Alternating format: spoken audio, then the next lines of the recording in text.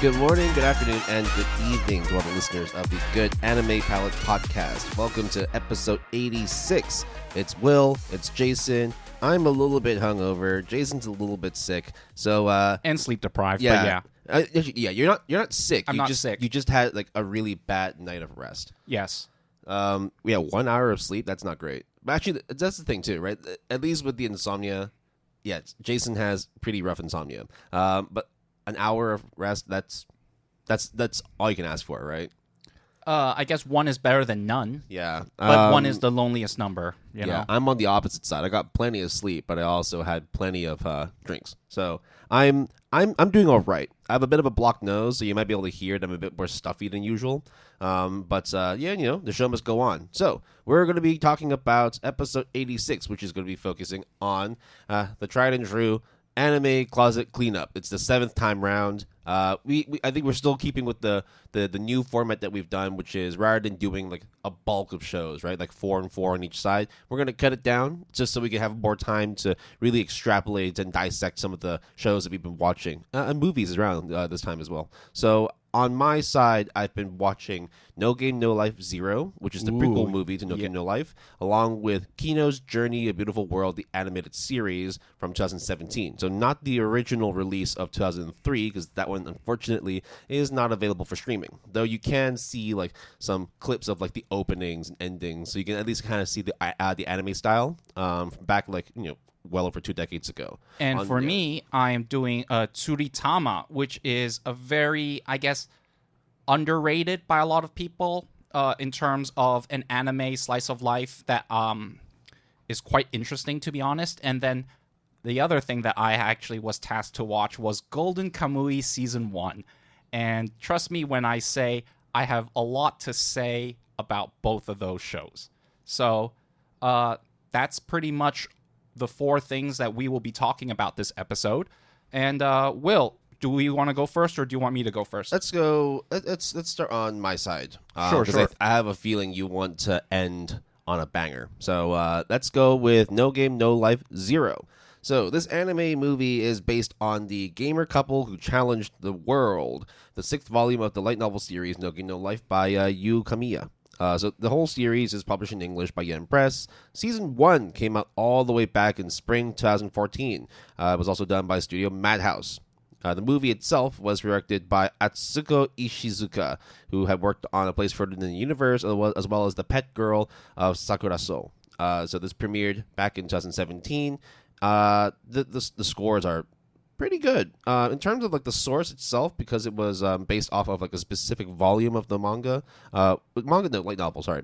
8.43. The anime itself, the movie is an 8.18.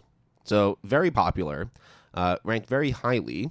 And that season 1 anime though. Yeah, 17th overall. 17th popularity. That's insane, dude. It definitely has like a place in a lot of people's hearts. It might not be their favorite anime. I mean, for context, Will, have you watched No Game No Life? Yeah, I have. I give it an 8.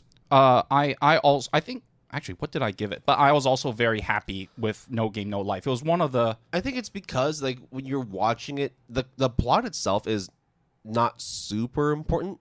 A lot of times you're just focusing on like the really crazy games. You're watching like the very, very spectacular visuals, blank, right? And there's also a lot of culture. A lot of culture. Stephanie gets into a lot of shenanigans. I gave it a 9. Wow, you liked it a lot. Okay. I definitely enjoyed watching the original series when it got adapted back in 2014, but I have different thoughts for No Game No Life 0. So just to sort of give like a quick synopsis, it focuses on a retelling of how the world of Disport came to be. So you have a very angry young man named Riku who has been tasked to sort of save humanity from this crazy war that's been going on between like 16 different sentient species in order to sort of establish like one true god they'll be able to rule over Old Deus.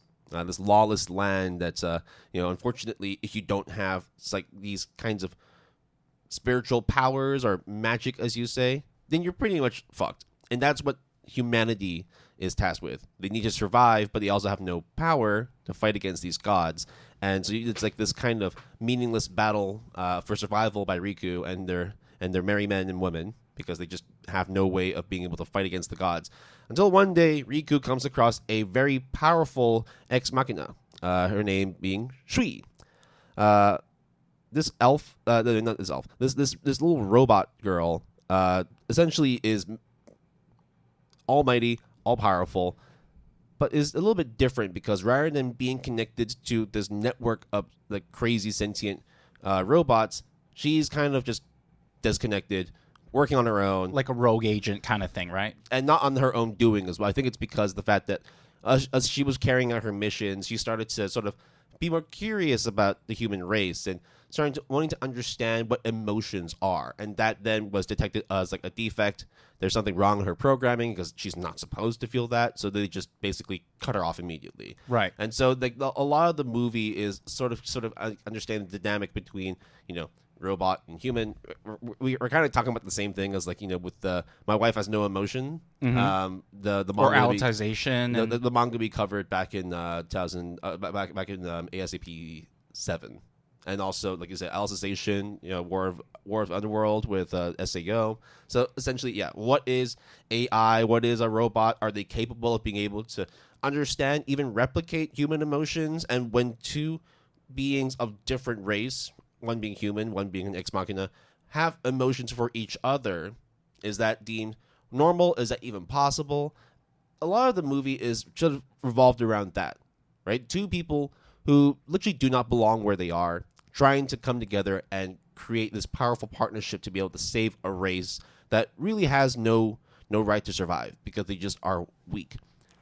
Okay.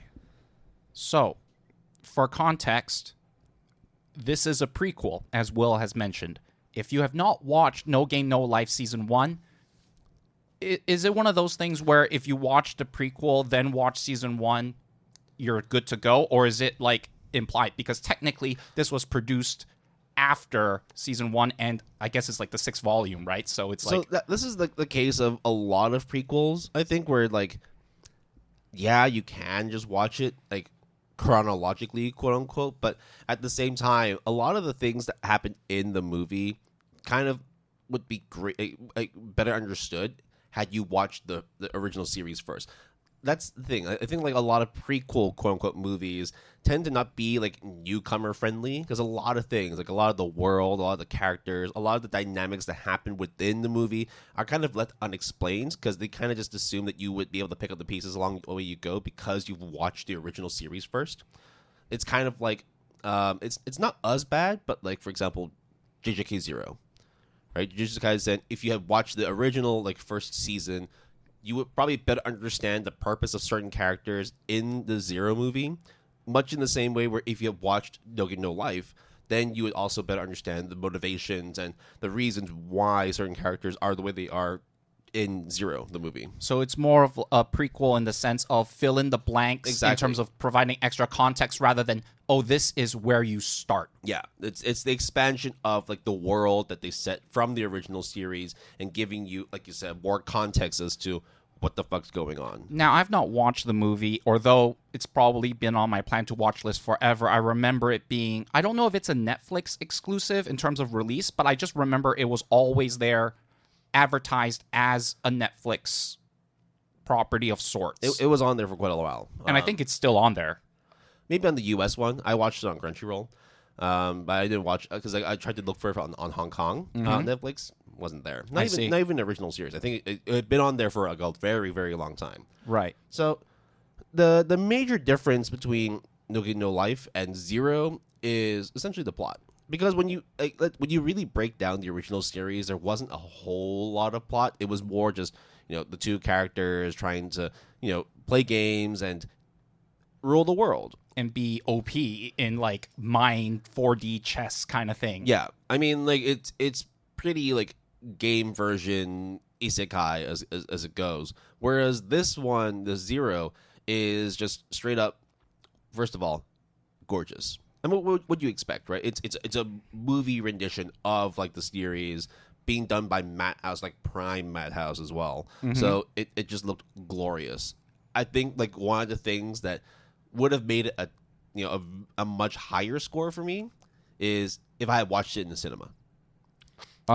Yes, just because like it's one of those things where like the visual like spectacle itself is enough to be like that's an extra point. Well, right I knew in Japan when it like premiered there was 4DX or whatever they call it, was like the chairs that rumble and I guess IMAX screen and stuff like that. So I assume that would have been like a justification for it. Would be because this one is very. It's very actiony. Not in the way where like when you watch like No Game No Life, the original series. Of course, there was some like action sequences, but that's because it was like a lot of like kind of like life or death situations in games. There was like the word association game that they did, which is fucking awesome. Was it Shiritori? Something like that. I think that's the name of the game. There wasn't, but the thing is with this, no games. Wait, what? No games whatsoever, because the world has not been established yet. This is literally the beginning of the world that would come to be this board, that would come to be Old Deus. So before that, there was literally a land of nothing. It was just gods fighting each other, causing chaos and violence everywhere they went. And the ones who would essentially suffer the most would be the humans, because they had no power whatsoever to fight against these gods. Whether it was the elves, the dwarves, the I forgot a lot of gargoyles or whatever, the ex machina as well. And so what they do instead is follow the journey of these two characters, right? Riku and the ex machina Shui, trying to essentially change the way the world works. So there is actually just one game, and it's a simple game of chess. Okay. They never actually showed them playing the game though, and that's the thing too. It's literally it's as on the nose as possible, where there literally is no game and there also is no life. Literally everything started from zero. Now, the thing is, Will, when you express that to me, the thought that comes into my mind is like, then why is this show worth watching? Okay, I'm not trying to downplay this because I really do like No Game No Life. I want to be very clear. I think you need to change the word worth there, because to assume that the whole shtick of the series would be about games is, it makes sense. I mean, that's how you came to know the series in the first place. Yeah. This, on the other hand, is emotional. It's depressing. It can be pretty gory at times too. Holy shit! What? Yes, because season 1 didn't have any gore. That's the reason why, like, in terms of the score I gave the movie, I gave it a 9. Oh shit! It is spectacular. It's gripping. The story beats like flow really, really well. Considering the movie itself is only an hour and 45 minutes, it's not very long. For a movie, it's all right. It's all right, because a lot of times, like, a lot of anime movies can be like 80 minutes, 90 minutes. So this one being like over 100 minutes is actually like you needed it. Yeah. Right. Okay. Because you are literally seeing the beginning of the world that came to be in No Game No Life. Did it feel like the pacing of it was good? I never needed to look at like how much time was left. Okay, yeah. That's the thing. That's always the golden benchmark. Everything flowed very nicely together. All right. It also, I guess, makes sense as to why the score for the movie is also slightly higher than the original series, because there is also one key thing that's missing in this compared to No Game No Life, and that is culture. There's not a whole lot of it. There's not a whole lot of fan service in this one, which I think also kind of detracted the score for the original. It definitely brought a lot of fans for it, but it's also like you kind of know that if you're watching No Game No Life, you're going to be seeing a lot of boobage. You're going to be seeing a lot of, panty shots and stuff like that. And then there's also a lolly / sibling aspect that is... Yeah, it kind of is still there in No Game No Life 0, but it's definitely not the centerpiece. Right. And so that's why I really liked watching No Game No Life 0. It definitely felt a lot more... The stakes were a lot higher. Right. It wasn't just the fact that... it was like, cut the crap, cut the bullshit, let's go straight into it. Because if they didn't succeed in what they wanted to achieve, which was to save humanity, the whole world would have been fucked. Right? And so it's hard to sort of talk more about the movie itself without doing a whole lot of spoilers. Yeah, I can feel like with these kind of things, like for example, where it might it's also end, for you. right? Like, it's also like, what's up with this movie? Why would there be no games? Like, there has to be games in this series, Like, right? I'm not trying to, as I said, right? It literally, at least without reading in the synopsis and actually not even seeing the trailer, I just knew I would watch it eventually, right? Yeah. But when that will be is who knows. But you watched it, and then so I always had, and I think a lot of people in my similar kind of situation would assume, because based off of season 1, they'll be like, oh yeah, it's just the setting up of the game. So there'll be games to set up, and then it just starts, where season 1 starts. That's kind of how I felt going in, because the way that it opens up is legitimately like the one true god and little cat girl from the first series, like playing a game of chess.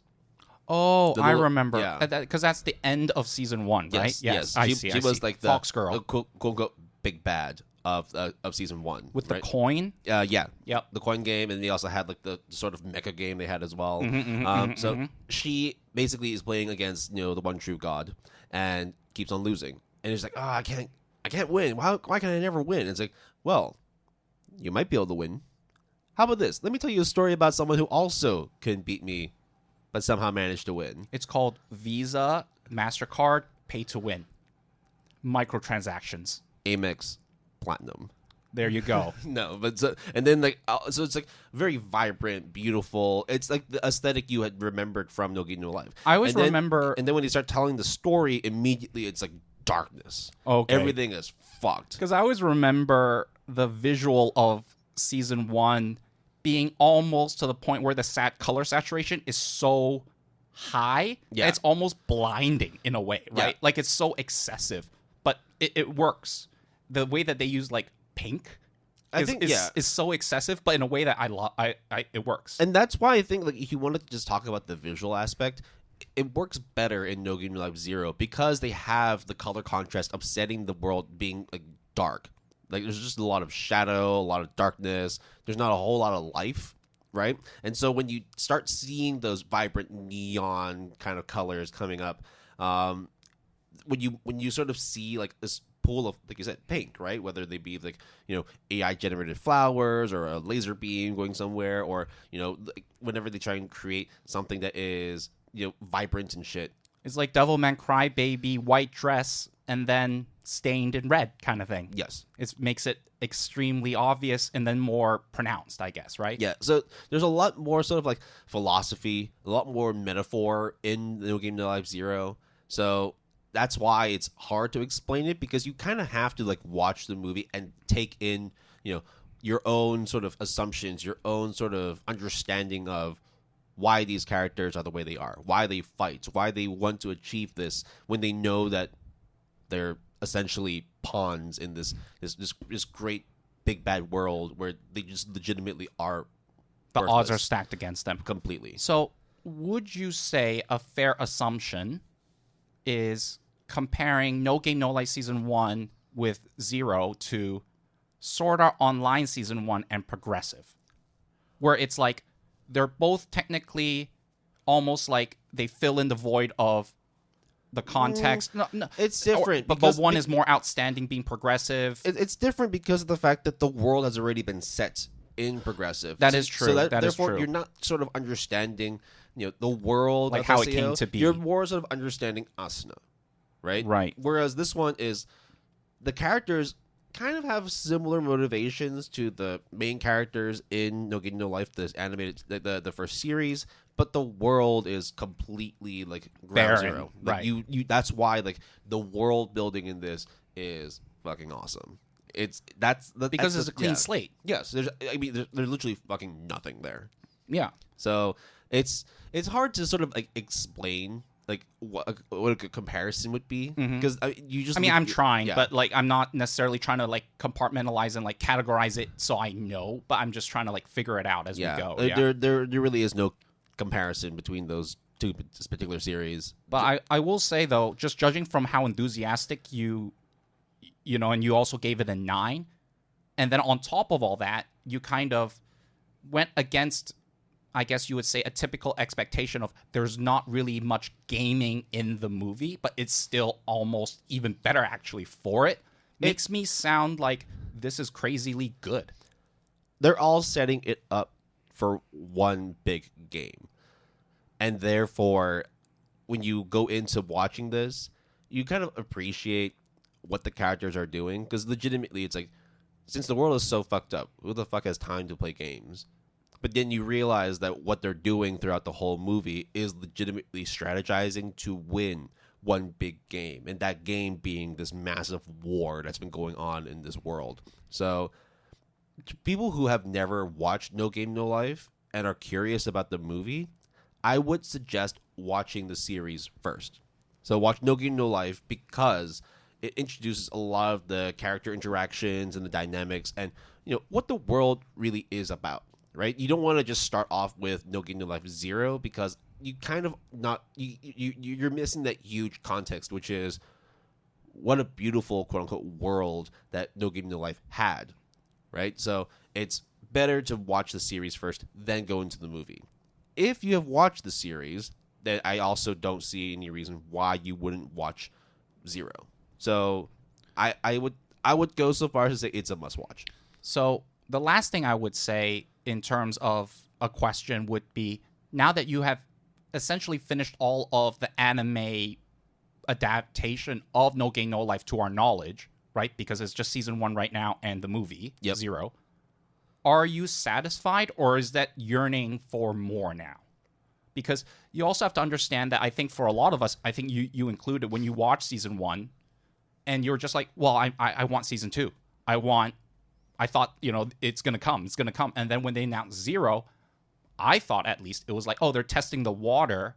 And based on that performance, then they might do season 2, 3, 4, or 5, whatever.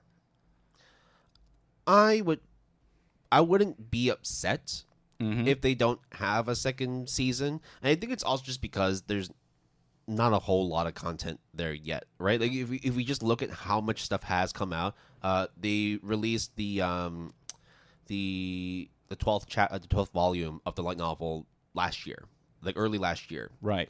And so if you think about No Game No Life 0 being the 6th volume of the whole series being adapted, I think they might only have like 4, maybe 5 volumes to adapt. And so therefore, once you do that, then the wait for even more content is even longer. Right. So No Game No Life came out 10 years ago. And then 3 years later came out 0. And so there's been a 7-year gap now from anything No Game No Life related in an anime form. So if there was to be anything, I would think that they would need to release like 2, maybe even 3 more volumes, or like legitimately come to an end with the series overall, to then even question when you would want to release season 2 and beyond. So I'm not like yearning for more yet, because watching just No Game No Life and the movie 0 is completely satisfying for me. Okay, all right, that sounds good. Okay. I definitely recommend people watch it. But watch the animated series first and then watch the movie. All right. That is Will's review of No Game No Life 0. Now it is my turn to do one of my 2 cleanups. And I am going to talk about Tsuritama, which is an anime original directed and storyboarded by Kenji Nakamura, which is most well known for being the director of, I guess you would say, a horror series called Mononoke, and also Gatchaman Crowds, which is kind of like a Ghost Rider Persona type of anime that has 2 seasons. The score of Tsuritama is 7.65, and its ranking and popularity is in like the 1,300, 1,400. I think there's like 160,000 members, which is a lot. 169,000, yeah. So that's a substantial amount for any show. But like small enough for it to be like kind of like a cult following. Because a lot of times whenever you have series that are like well over the millions, right? We're talking like the AOTs, yeah. Then like those are like classics. Those are like immediate like fan favorites. Whereas like if it's in like the low 100,000s, definitely popular, but I think within like the zeitgeist of anime, it's more like a cult favorite for people. Like for my anime list for me personally, whenever the member number reaches like 80K to 100K, then it's like, oh, this is like shaking, making a very sizable impact that anime season. And this premiered in spring 2012, which is way back, but is always produced by A1 Pictures. So no need to really sing off the accolades of A1 Pictures. They're rock solid right now, and they're rock solid back then. Yeah, based on like the posters and also like some clips I've seen in terms of like openings and whatnot, it looks like it could exist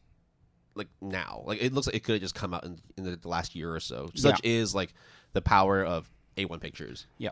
So I think Tsuritama, if you don't really know anything about the premise of the show, but if you just know some cursory information like I probably think Will does, you would probably think of fishing. You would think of like 4 high school dudes. You would think of slice of life. And technically all those things are correct. I feel like Tsuritama is one of those shows where you can give it a 7 and you can give it a 9 and both parties are correct. And the way that I kind of went about this show is, like coming of age tales, like, like E.T., like Ponyo, that kind of stuff where it's like an alien shows up. And why did I mention alien? Well, the reason is because Tsuritama is about this guy called Yuki, who is a transfer student into Endoshima, which is kind of like a island coastal town, which I have to say, they really do the tourist advertisement of like the coastal area, rural area very well. And okay, so he's a transfer student. He also has like anxiety issues because he just doesn't have a lot of self-confidence. And when he kind of like gets anxious, he does this thing where like his face makes like a really bad looking face that makes him people misunderstand and thinks he's angry. But really he is just very anxious and like freaks out. So he wasn't the only transfer student that was arriving that day. Okay. Then comes another transfer student called Haru, walks in and says 2 things. Yo, I'm Haru and I'm an alien.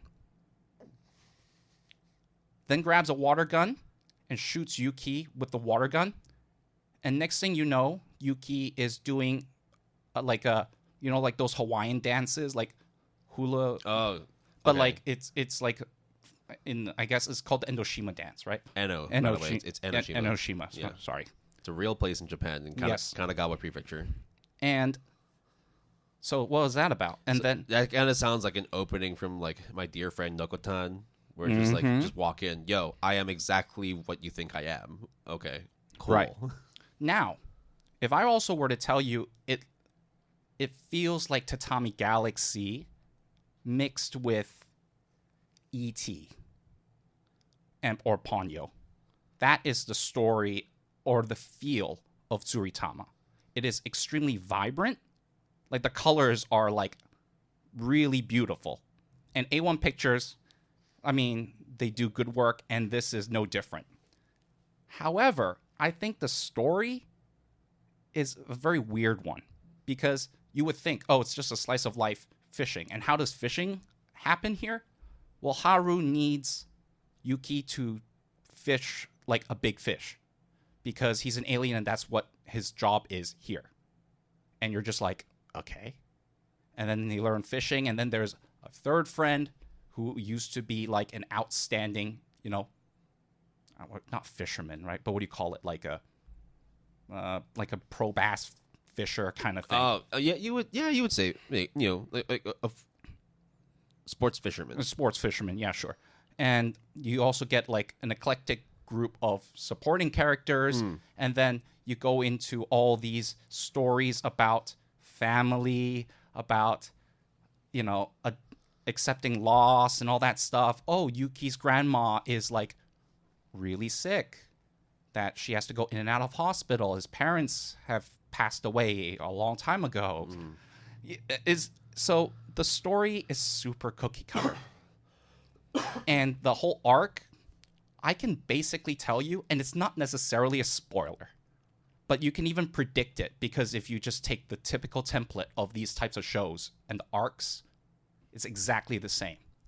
Oh yeah, and then there is like a secret organization that is like trying to find out what the aliens are up to because they're protecting Earth. I mean, I think like in terms of like if you just look at the mal synopsis, like the one line kind of explains it all, which is mischief and hijinks ensue. Yeah.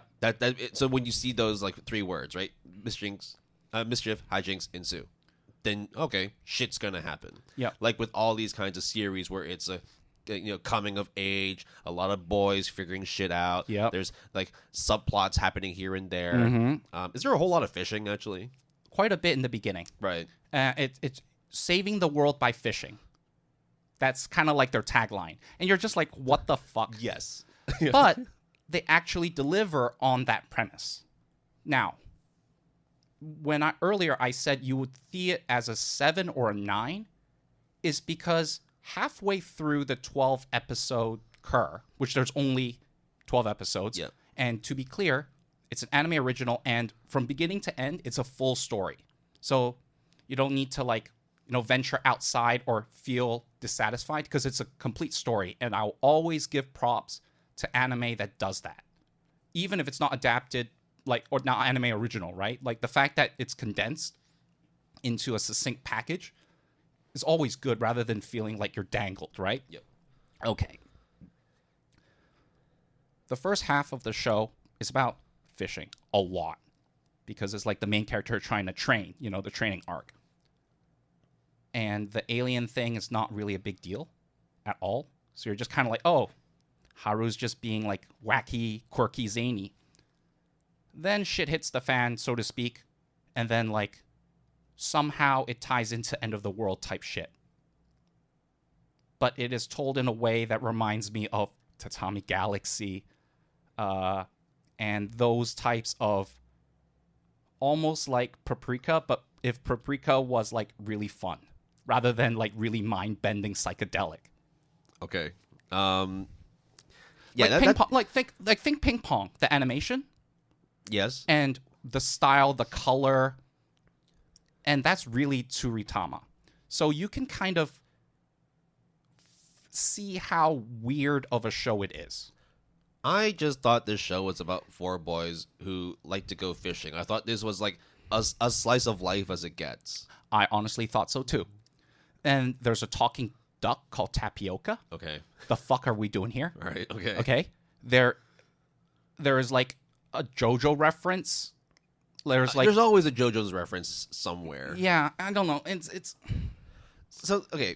Let's sort of like bring it back to this quandary that you have, which is whether it's a 7 or if it's a 9. Right. So like, was it just that where like you reached the halfway point and it just you have to decide whether you are on board or whether you are just like ready to drop this shit? Like, what was the situation that led you to think this is as divisive a series as can be? Like, not to say that 7's bad, but it's like your appreciation for it can scale greatly if you are completely on board, or it's just as you're watching it. Yeah. So the issue is when you go into a show, and especially the first couple episodes, you really have to find your footing because it's actually quite boring. Like, there's nothing really that, like, captivates you. I mean, that's where, like, the slice of life angle comes in, right? No, but I would argue, like, with the slice of life, you can do it in a way that it feels, like, relaxing. Like, right. It feels integrated, and you're just there for the ride. Whereas the first couple episodes, I was like, okay, clearly they're doing fishing stuff. I'm learning, like, edutainment type stuff. But, like, what's all this weird shit that's happening in the background? Or Haru saying weird shit? Like, are we not going to address that? And then when they do address that, and it kind of ramps up in terms of the big plot, the reveal, and everything, which I'm not going to spoil, you kind of feel like you might be on board. But I think some people might be like, I just want slow loop. Is this a situation where it's like it's a bit overly ambitious, maybe too many chefs in the kitchen kind of thing?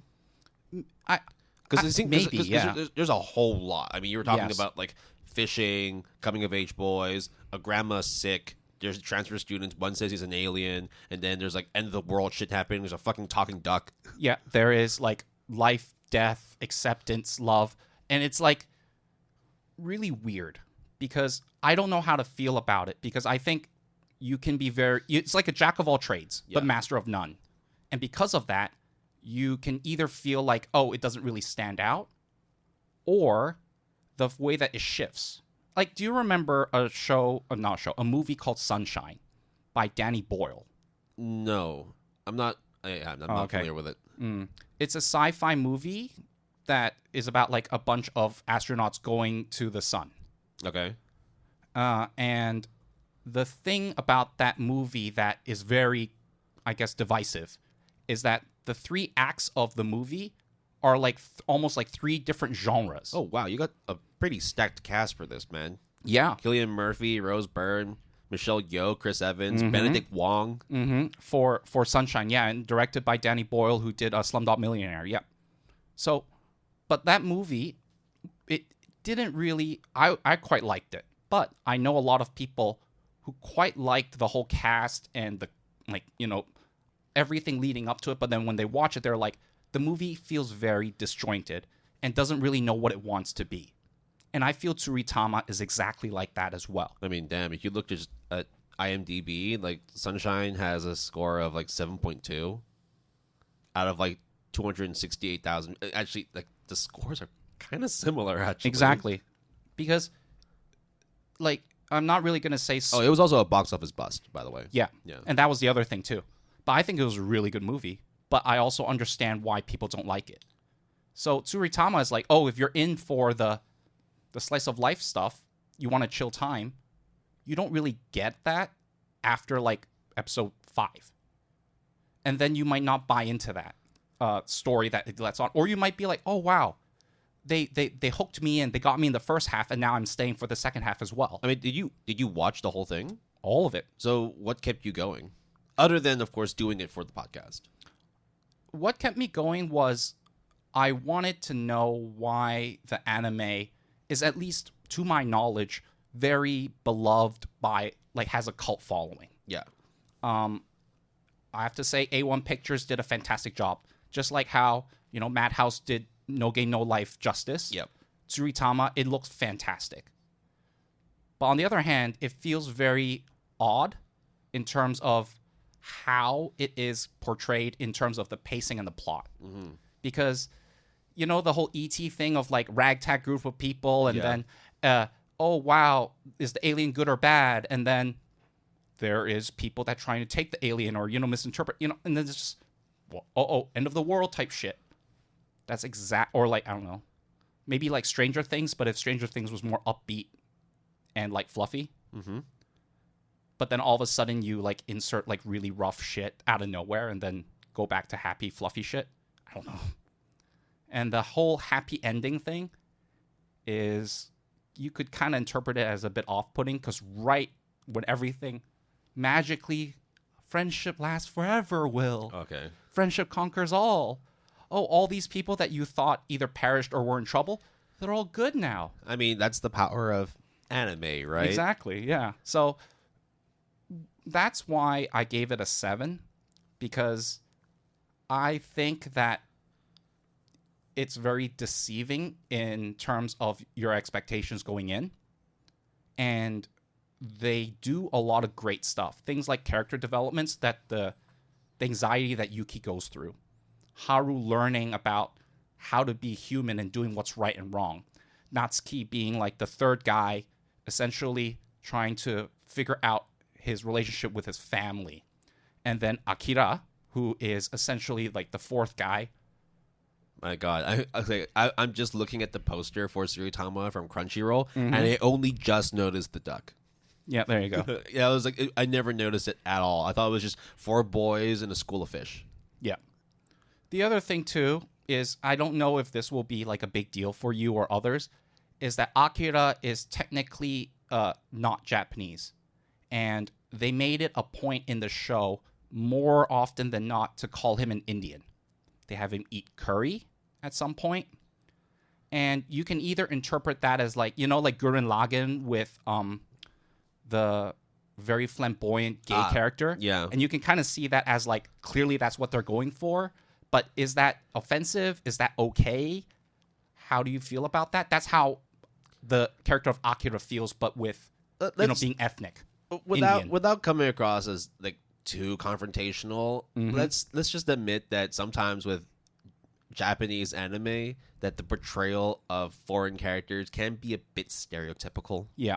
And so like I don't want to go so far as to say it's racist. And I'm not going to say that either because it isn't, but you could be bothered by it, I suppose, because it's also like a non-factor. I mean, it's also like whenever you see like, a darker skinned character, they tend to have, they tend to be tall, muscular, but also like with like thicker lips. Yeah, or and that could be a bit. Or like Akira wears a turban, so then when he goes into the fishing shop and they're like, "Wow, it's really hot in the summertime. Why don't you take off your turban?" I'm just like, bro, bro, okay, bro, wait. Oh, what the fuck, bro? Cancel.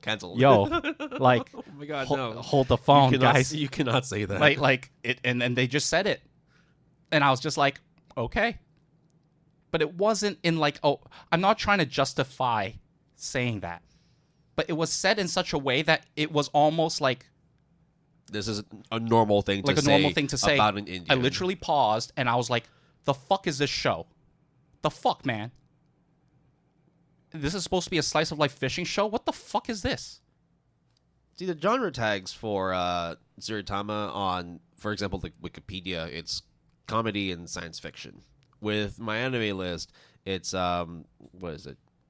Yeah, comedy, sci-fi. No slice of life in there whatsoever. You can basically, it's really quirky, and it tries to be really unique, and it is, but you can either see that as being very effective, or being pretentious, or being master of nothing. But what I will say is that you will come out of it feeling like you have a lot to say, which I clearly do. And I'm actually really glad I watched it, and it is a good show. But it is it's not as clear-cut as you might think. Like, it's not a flawed series, right? It's just that... I mean, it is flawed, but it's not flawed in a very typical glaring sense. I think it's flawed in, like, a very subjective sense in terms of... Like, you probably felt that it was just trying to do too much, and, like, nothing really came together, but at least you appreciate them trying to do it. Or you like the hybrid, kind of genre mix. I mean, to be fair, like, giving it a 7, like, first of all, 7's still a good score. Yeah. And at the same time, if you look at the MAL score and the stats for it as well, being a 7.65, like, 24% of people, actually 25% of people gave it a 7, and then, like, 17% of people gave it a 9. So, yeah, is a 7 is a 9, that's actually pretty apt. Yeah. And I also understand if you gave it a 9, because I can see it. And I'm like, yep, you're... 11% of people, that's, like, over 6,000 votes, give it a 10. So, yeah, I think, like, the difference between a 9 and a 10 is, like, a very subjective jump for you, right? So for me personally, at least, right?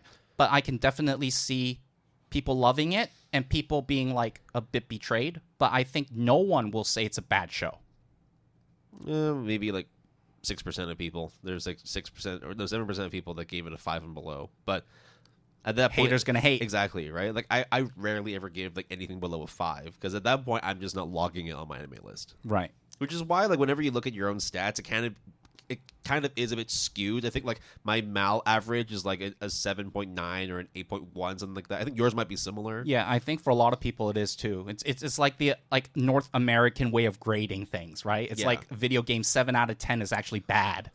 8 out of 10 is all right, when actually it's like actually a B, that kind of thing. And B is good. It's not just an Asian A, that kind of thing. Yeah, dude. Like, if you give something an 8 out of 10, that means, like, you thoroughly enjoyed it.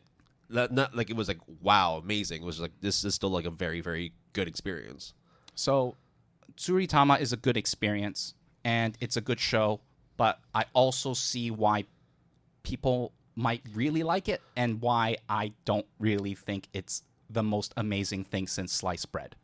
It is hard, though, when you try and push, like, an anime original, though, right? Like, not a lot hella of them... hard. Yeah, hella hard. Not a lot of them, stick the landing. Yeah. But at least this one seems like it did enough to be able, at least for you to finish it and give it a score. Yeah, and also it's like, E.T. and Ponyo, that kind of, like, story arc. Mm-hmm. And literally almost everything is, like, structure, arc by arc, scene by scene, like, very... reminiscent of that coming of age journey. And other than this time it's about fishing, so it's like a different coat of paint. So you can either see that as it's really boring, or you can see that as, okay, that's what they're going for. I want to see what they do with that formula, or like what they add to it that makes it slightly different and slightly unique to make it Tsuritama. So that's how I feel about it. Okay. So it's a recommendation if you're up for it. Essentially, it's not going to be like at the top of your to watch list. Yeah, I don't think it would be, but it's also really hard because if you watch the first couple of episodes, it's also not indicative of the rest of the show. So it's kind of like, oh, are you in it for the long haul then? So it's like a tough situation. Yeah. Because by the time you're halfway there, you're like, maybe you drop it because you're not convinced. I mean, like, a lot of series, though, have that kind of vibe change, right? Like, where, like, you kind of get misled by the first 6 episodes of something where it's like, oh, we got, these merry men and women, training in, like, this training arc, working together to be a great team, and then suddenly half the team dies. Right. That kind of thing where it's like, oh, shit, this was, like, very happy-go-lucky, and now it's, like, the most depressing thing I've ever seen. Whereas this is a kind of, like, this is just some, boring fishing shit. And then afterwards, it becomes really, really, really weird. Are you going to vibe with it? You never know. You have to watch it to figure out if you like it or not. And that's also, like, the kind of, like, that's the issue there, too, where, like, do you really want to watch something to know if you only just barely like it? I mean, I think Tsuritama is one of those shows where people who watched it or dropped it or whatever will have a lot of things to say about the show. Yeah. And it allows for a lot of discourse and discussion. The issue is whether or not that discussion is worth it or whether or not that journey of consuming it is worth it. I mean, it's also good to have this conversation. You just noticed, like, how quickly we went through No Game No Life 0. I mean, the fact that I gave it a 9 and you were like, cool, totally on board with that. Because it really isn't a whole lot to sort of, like, critique. There's not a whole lot to ponder on. Like, you just know immediately that this is a good show to recommend. Whereas this, it's like, because it's like, it could be a 7, it could be 8, it could even be a 9. It opens up this discussion of, well, why would you be so varied in your perception of the series? Is it really that hard for you to give it a concrete score? And the more you talk about it, you're like, even I'm like not sure whether I would like this or not. And to be fair, the director does a lot of things in terms of with water because, it's a coastal city, fishing with water. Because Yuki, in terms of expressing his anxiety, is that all of a sudden water starts to flood, like, his room or wherever he's in to sort of, show visually his anxiety. Yeah.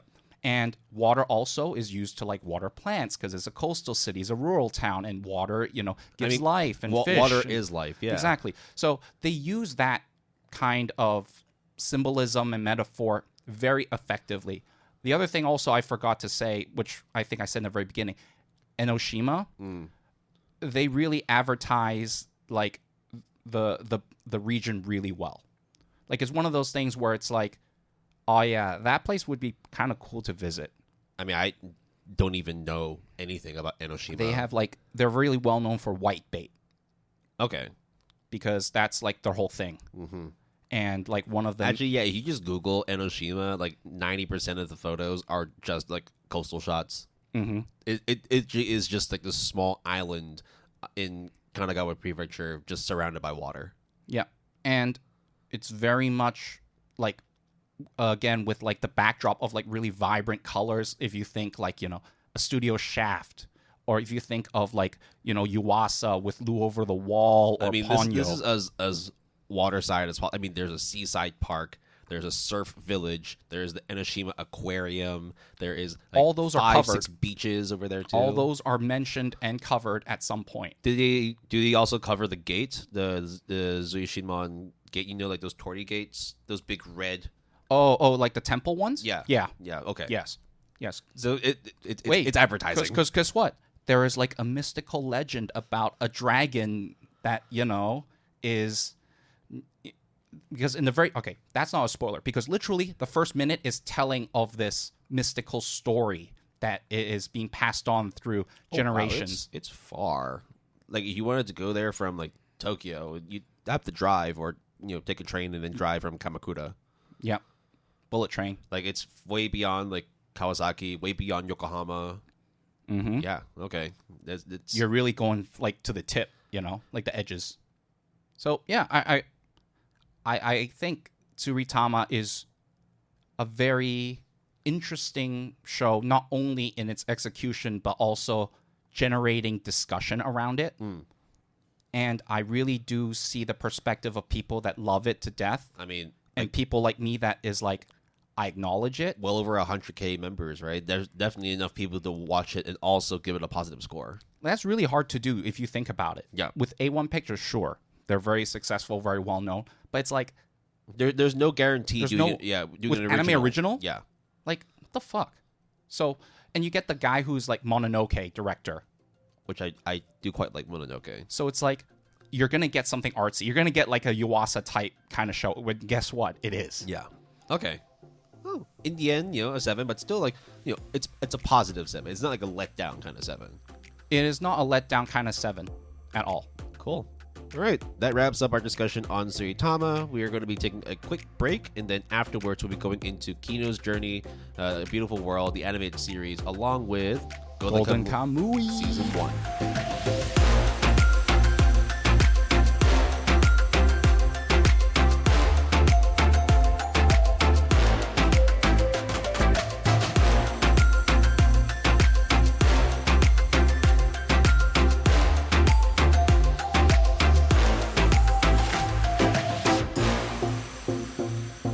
Welcome back, everybody, to the second half of episode 86 of the Good Anime Palette podcast. Will and I just went over 2 of our 4 cleanup picks. Will went over No Game No Life 0, and I went over Tsuritama. And now we're going to go into the second half of our cleanups. We're going to start off this second half with the last of my picks, which is Kino's Journey, A Beautiful World, the animated series. Now, before we started doing this second half recording, Jason and I spent maybe the last 10 minutes just trying to get as much spoiler stuff out first, just so that we don't kind of like rinse and repeat it during this recording. Suffice to say, like there's a lot of discussion with regards to Kino's Journey. So to give everyone a little bit of background information to Kino's Journey, it is would you say a remake or redux? It's definitely... I think it's a remake. Yeah, it's a remake of an original series. So it's based off of the light novel Kino's Journey, The Beautiful World. The original anime adaptation came out in 2003. This one came out in 2017, and it was produced by Studio Lerche. Not the best of studios, but I think they've done some good work. So it's... doing very well in terms of like the original score, an 8.58. I think the original anime series as well was like an 8.2, 8.3. What we're sitting at with now for the original for this 2017 version, on the other hand, raw score of 7.6, popularity 1,165. So over 200,000 members, which is fantastic. That's a really high number. Again, in the teetering of like whether it's like a fan favorite, cult favorite kind of thing, right? Well, no, 200K. I mean, in comparison to like, actually no, that's what I mean. It's teetering. It's no longer like. Yeah. Because I would always assume that that's like maybe not like top tier shonen level amount of members, but that's like like the second tier, so to speak, of like very well known shows and very well known beloved properties. Yeah. Yep. So actually, you know what? Like, I think like since the synopsis says who Kino is, we might as well just say it so we don't like inundate ourselves with whether we say the gender of the character or not. Do we really have to? Yeah, let's just go. All right. Okay. So Kino is a wandering. Blame the plot synopsis. Yeah. Okay, because that's free game. Yeah. So yeah. Kino is a wandering traveler going from country to country, looking for things to essentially enjoy. That's the one thrill in her life. It's to travel and experience new worlds, new countries, and she does this by traveling along her little motorcycle or her motorrad named Hermes. Yes, they name their motorcycles. So going from country to country and exploring like what is the thing that runs this particular country's society. What are like the politic dynamics? How do characters interact with each? How do people, the citizens of each country, interact with each other? What are the rules they have to abide by? What are the things that are taboo or not permitted? And that's basically it. Yeah, I can't really say much else because that's there's no real like through line with Yeah. all these episodes. Well, what I would say is think of it more like an anthology Yes, series exactly, where yes. you get the through line of Kino and Hermes. Yes. But then as they travel through different countries, think of it like backpacking, if you will. But instead of, backpacking through Europe, imagine each country being, or each, I guess, city, because it's not necessarily a country, but each city is so almost unique. It's like their own world, So that's like each episode is like kind of like that. It's like segmented like that. It's really weird too because like whenever they go to a new quote country, some of them are like fucking tiny. They're like Yep. little towns. Again, this is I don't know like what time period it's set in, but the fact that they have like electronics, they have machines, they have AI. I just think it's like those Final Fantasy type world. Like, Yeah. like it's a weird mishmash of stuff. Oh yeah, by the way, Hermes can talk. yes. That's not a spoiler because it literally happens like minute 1. Yep. So Because you're sitting there and you're like watching. In the beginning, it's like Kino is talking to someone, but there's nobody else, and you're just wondering: is this person crazy, or they're just talking to the voices in their head? No, there actually is a voice for this motorcycle, and everybody thinks it's normal too. Yeah, it's like when Kino starts talking to somebody, and then that someone like, responds, and then Hermes starts speaking. The person is just like, yeah, that's totally fine. That's totally normal. Nothing weird about this at all. Oh, so Hermes, how are you doing? Like talking to Hermes, Yeah. not like shocked or anything. And also that's not the weirdest thing ever too, because there are other things that are also more, I guess, strange. Yes. But I think the thing that is quite unique about Kino's journey is the different worlds that they go through, and also how deceiving it could look on the surface versus what actually happens throughout the anime. It's also played through with the episodes too, because they legitimately say what country they're going. It's not like, oh, they're going to Somalia, they're going to England, they're going to Switzerland or Japan and whatnot. No, it's like the something country. It could be the boring country. It could be the wonderful country. It could be the vibrant country or whatever it is. And then when Right. you watch it, it's like it's anything but what it's supposed to. Or it really is on the nose with the naming of these particular countries. The way that I would sort of characterize, or at least sort of make a comparison of Kino's journey, is that when you're watching Kino journey from one place to another, I couldn't help but feel like I was watching something like Violet Evergarden. Because it's kind of like when Violet Evergarden goes to different, like, I guess, clients to write letters. Yeah. It's almost like a different story, a different background, and such as that. Whereas with like Violet Evergarden was about attachment. It was all very personal. It was always about the individual and how that person changes over the course of meeting Violet Evergarden.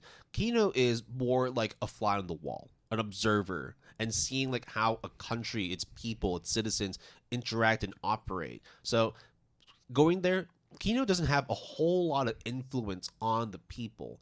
In fact, like Kino is pretty like neutral. yeah, pretty morally gray in a lot of areas where like if they see things going down, if they see any conflict, they do the best they can to just stay out of it because they're just a traveler, they're just visiting, and no way is it necessary for them to mingle and like try and fuck things up. Yeah, like if you use like, typical D&D alignment charts, they're more like, chaotic neutral or something, or true neutral, where they have their own core beliefs and principles, but they also understand that either the world that they are in, or in this case, the countries that they're in, don't believe or subscribe to Kino and Hermes' beliefs, or they're just like, yo, you are technically a visitor, so who are you to say? Yeah.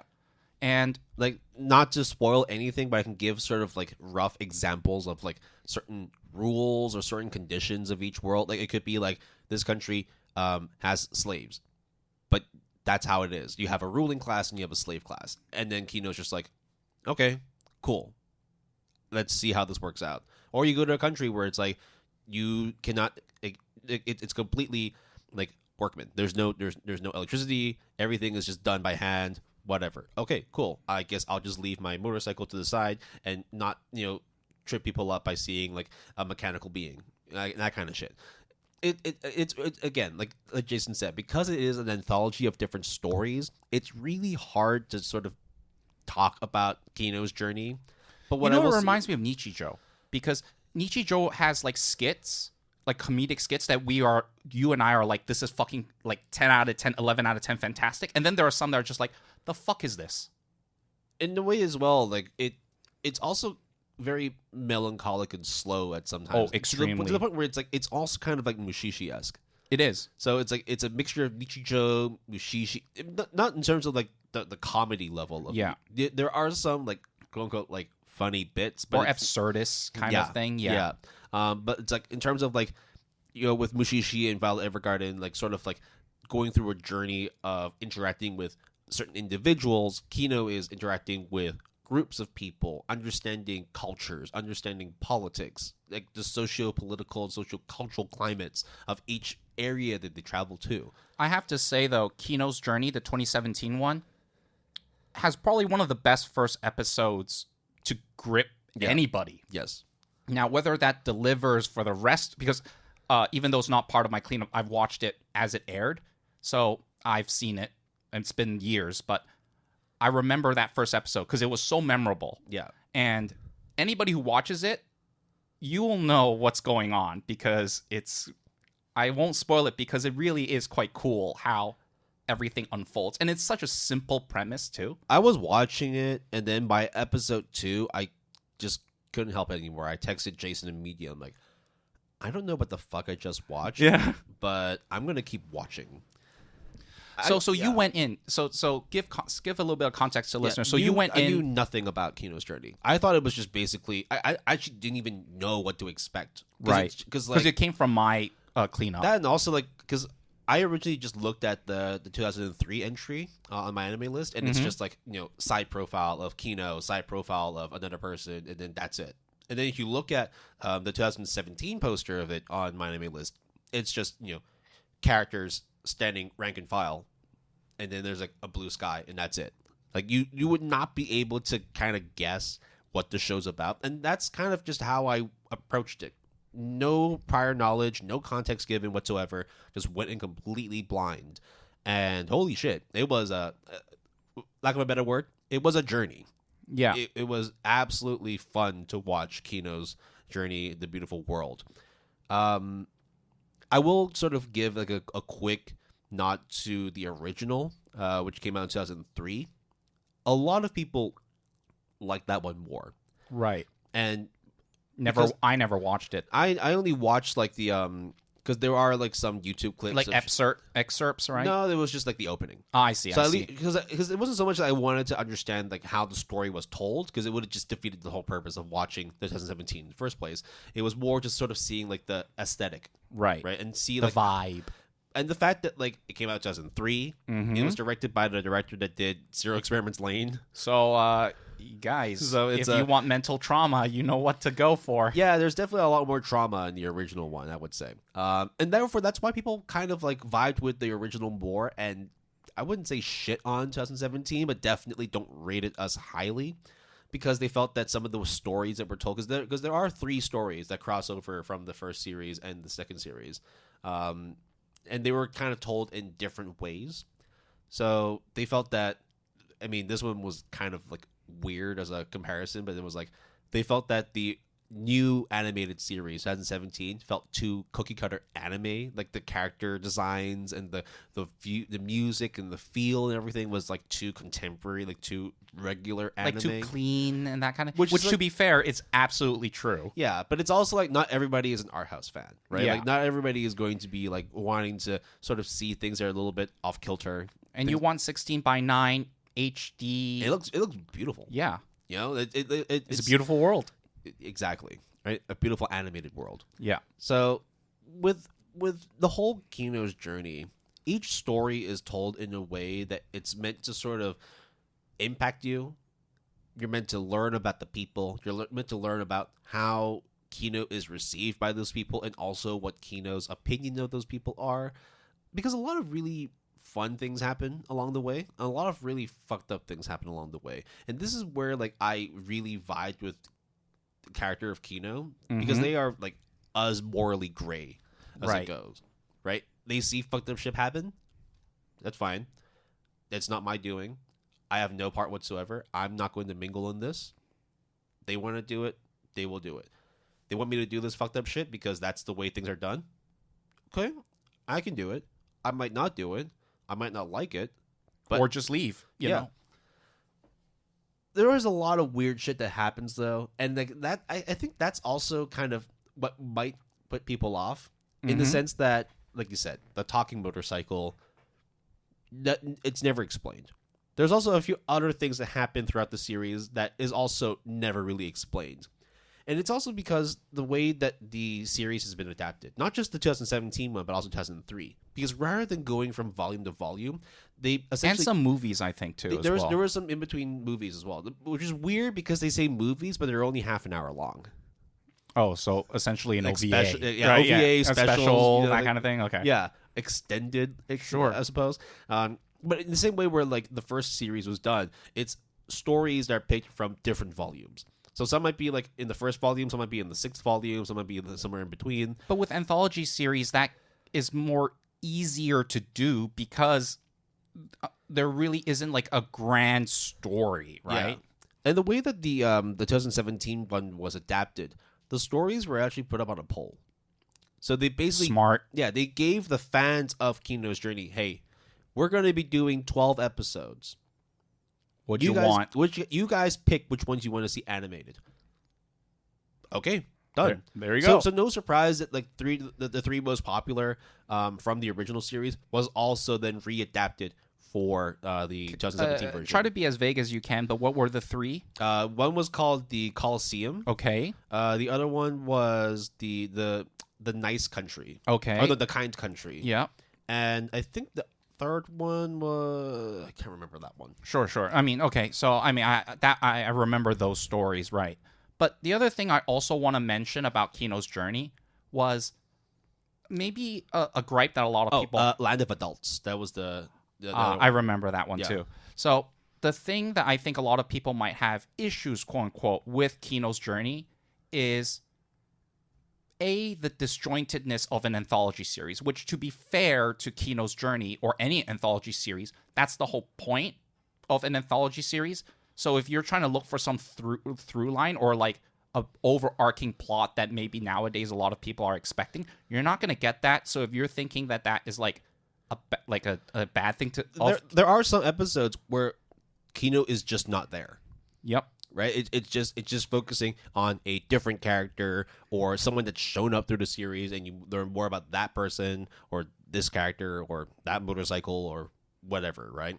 And so, like you said, when it's that disjointed and you're kind of just going with the flow, it can be a little bit off-putting to some people because there really is nothing that connects one story to another, right? Whatever happened in one country, that's that. It's left there, and then Kino moves on to the next country. And it's never mentioned ever again. No. Exactly. So you can see that as like, well, then what's the point or that kind of thing. In a way, though, that's where like the difference is between like Kino's Journey and Violet Evergarden, because a lot of the Violet Evergarden stuff is, yes, like your interactions with that individual is momentary. It's just in that particular episode. But it shapes Violet. Exactly. The character that she builds for herself, the way that she sees the world, the way that she starts feeling emotions, even though she's been like this war-torn battle machine, killing machine, like she slowly but surely like gets to know more about what she wants to do, how she wants to do things. Whereas with Kino, it's more just observe, take travel, in, move on, learn. That's it. See, yeah, right. And so the stakes are not nearly as high in an emotional sense. Yeah, for Kino. I would argue you're right in that it's almost not even there to begin with. Mm-hmm. Yeah, Kino is as stoic and as like blank in terms of emotion. Right. There are going to be times when like you kind of see it peak a little bit, but that's not the point of this series. You're not meant to see like things being like impactful for the main character themselves. So a long time ago when I was watching it, and I kind of felt, I wouldn't say betrayed, but I kind of felt not very great about the anime. I forgot who or if I read it somewhere, but someone said something about like a one-sentence summation of Kino's Journey, Beautiful World, is that the world is not beautiful, therefore it is beautiful. Yeah, that was actually like a line I think that was set in the original series. Yeah, and when I remembered that, I was like, that makes a lot of sense. Yeah. Because all of these are flawed. All of these worlds are flawed. All of these places have their own rules, but in their own mind, in their way of doing things, it's like the perfect place for them. It is the embodiment of whatever characteristic their country is in. And But with that line as well, I think it was also one of the points of criticism that fans had for the new series, because when people watched 2003, the world was anything but beautiful. A lot of things were like very desolate, war-torn, destroyed, very gray and grainy. Mhm. And then when people watched the 2017 one, dude, animation is fucking vibrant. It's Right. beautiful, it's clean, and therefore people were like, that's too on the nose now. There's like nothing for people to like reach in terms of like imagination, because everything is beautiful. but Whereas in I think yeah. part of it being very clinical, Yeah. like in terms of sterile kind of look, Yeah. also gives it credence because it's kind of Yeah. like you interpret how it is. Yes. Because this show, and again, I'm sorry, like I'm semi hijacking this review, is very neutral show, and Yeah. almost like not just for Kino and how they go through, the different countries with Hermes and all that, but also just kind of like how the viewer interprets or treats how these countries work or behave. Yeah. It's kind of like we just showed you everything. We're not trying to tell you or give you any biases. What do you think? And I think like there's always a beauty in that. Like sometimes a sunset, you don't have to think of like, wow, it's this new age, amazing, life-changing thing. But it could also just be an awesome, beautiful sunset. And that's just what it is. Yeah. And I feel like that's Kino's journey. I thoroughly enjoyed it. I gave it an 8. It could have been higher. I think it's just that some of the stories kind of held it back a bit. I 'Cause gave they it a weren't- 7 because I think both of us feel that same way in terms of some hit really well, Yeah. and some are just kind of like, eh. like there are some episodes that are like Violet Evergarden level of storytelling in Yeah. terms of like the impact a certain country has on Kino, or the way that Kino sort of surmises things and like how that impacts the viewer. There are, of course, some episodes that are just, it's kind of there. We'll just move on to the next one, right? Not all of them are going to hit. I mean, even in Violet Evergarden, I think like there might have been like 1 or 2 episodes that are a little bit more on the slow side, and that's a very slow series to begin with, right? But like not everything is going to be like a banger episode to episode. I think like with the way that Kino's journey is, it's not meant to be like super exhilarating and exciting. It's a very sort of mundane slice of life kind of philosophical adventure. Yeah, I think so. I Right. think that's extremely accurate, and it's just there. Yeah, I mean it's an insanely popular series in terms of like the light novel, and so right there's It's rank 100 in terms of the light novel and popularity 952. That's very crazy. yeah. So in terms of the overall adaptations of the light novel series, right? You had 13 episodes for 2003. You had 12 episodes for 2017. A 14-year gap in between. I think that there's definitely a lot of fans that would want to see more stories get adapted, but I also feel that it defeats the purpose of having these 2 adaptations in the first place, because the way that the stories are told, there, like you said, there's no succinct through line, right? And so therefore, like, you don't necessarily need to continue building the plot, building the world of Kino, because every world is so vastly different from each other that if you had a third adaptation of it, I feel that it's just more of the same shit. The only thing that would be different is if you have a completely different director, completely different animation style, because that's what it was, right? 2003, Cerebral Experiments Lane. I think it was adapted by who did the adaptation? It was ACGT back in 2003, and then it was Lurche for 2017. Right. I mean, like, what are you gonna do? Are you gonna get like A1 to do the new one? Are you gonna do I don't know, like UFO Table? Or are you gonna get Mappa? I mean, that's like the tough part of anthology series, is because it's so easy to pick up and it's so easy to put down because it's anthology. Yeah. So you can either interpret that as, oh, there is no overall narrative, so there's nothing for me to invest in the long term, or you can always look at it, be like, oh, if I don't like this story, I don't have to worry because literally the next episode is going to be about an entirely different story, but with maybe like the same main character. Yeah. So it's like a a mixed bag essentially. Yeah, I think that whether you watch the original one, I mean, praise to you, you're able to find the first series streaming anywhere, or if you want to buy the DVD, you probably could, or just watch the new one. The new one is completely fine. I really like the way it presents itself, and if you do want like further a further deep dive into the series, you could pick up the light novels. Oh, so Will, overall, very, very impressed. I definitely was like riding high, like the first couple of episodes. Then there were some that kind of were a little bit more in the doldrums.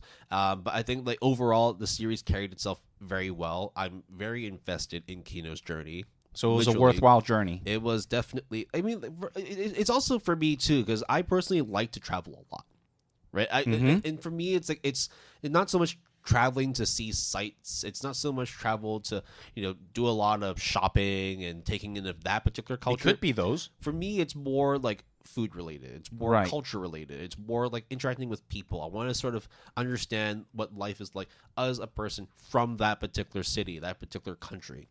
And so like I'm not going around and just buying merch and just going around doing like those typical tourist spots. I want to like eat what the locals like to eat. The more authentic, down to earth experience. And that's kind of how Kino does their journey as well. Like it's more sort of going in and taking in what's been given to them rather than going on with their own motivations and trying to make their own way of experiencing life in that particular country. No, it's like these are the rules of the country, these are the customs of the country, and you have to live by that. Completely fine, because that was what Kino's intent was from the first place. So that's why, like, for me, like, I kind of like vibed really, really strongly with Kino, because the way that they go around traveling and seeing the world and understanding customs and whatnot is kind of how I do things too. I try not to be too like disturbing in terms like of invasive. Yeah, exactly. That's the word. Yeah, I don't want to just go in there and sort of like speak gospel of how I see the world, how I want to do things. No, because it's not my place. Right? Like I can't just go to a city in Japan or a city in India and be like, no, this is how life's supposed to be when they've had their own culture for thousands of years, right? What's one Chinese Canadian kid living in Hong Kong going around the world? What am I supposed to be doing in terms of like impacting their lives when their lives have already been molded by centuries of history and customs? And who's to say your way of living is right or wrong and their way of living is right or wrong? It's just the way it is. It's definitely a very philosophical show. It's one of those, and that's why like the characterization of Kino is perfect, being so morally gray, because you do not have any moments of bias from that character. Things are done the way they are, and therefore that's how it's going to be. And Kino is just completely fine with it because they know that for them to disturb the order of that country defeats the whole purpose of why they wanted to travel in the first place. They want to see new places. They want to see how people live. And so they let the people live. And I think it's a very beautiful message. I honestly do think that it's a very beautiful message. So I would wholeheartedly recommend people to watch this series. And I'm more speaking to people who are newcomers. I'm not talking about people who have already watched the 2003 because you already have your own perspective of 2003. And it's also hard to get. Yeah. It's very inaccessible, but the 2017 one is very readily accessible. Yeah. So if you want to get into the series, watch the new one because it's already there. If you've already watched 2003, it's not as concrete for you to jump into 2017 unless you want to see other stories be told. Chances are you're probably not gonna not like it as much as the original, but again, to each their own. So yeah, completely new to it. Check out Kino's journey. I have no qualms with it whatsoever. All right, now on to the last of the four, but not the least, is my clean up pick of Golden Kamuy Season 1. It is based on the completed manga of the same name by Satoru Noda, 31 volumes, 314 chapters, serialized in Shueisha's seinen magazine Weekly Young Jump.